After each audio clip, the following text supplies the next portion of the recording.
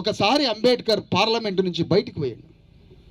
బీసీల రిజర్వేషన్ల కోసం రాజీనామా చేసి బయటకు వచ్చి చెమర్చిన కళ్ళతో నా గురువు జ్యోతిరావు ఫూలే తన జీవితంలో సగభాగం అంటరాని దళితులైన ఎస్సీల కోసం తన జీవితం అంతా తపన పడ్డాడు జ్యోతిరావు ఫూలే. సాహు మహారాజ్ తన జీవితంలో సగభాగం అంటరాని వాళ్ళ కోసం పోరాడిండు. కానీ ఇద్దరు బీసీలు శూద్రులు. మరి వాళ్ళకి కృతజ్ఞత చెల్లించాలంటే నేను బీసీల కోసం యుద్ధం చేస్తానని ప్రతినబూనిండు అంబేద్కర్. ఆ ఉద్యమం ఆగిపోయింది.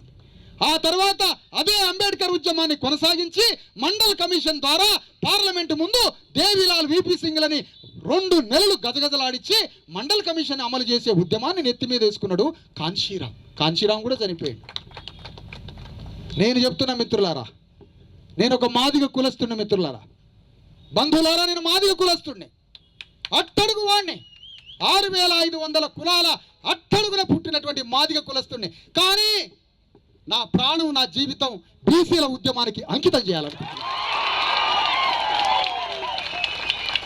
ఎందుకంటే నా లెగసీ, ఇగో నా అంబేద్కర్, ఇగో నా కాంశీరాం బీసీల కోసం యుద్ధం మొదలుపెట్టాడు. ఒకవైపు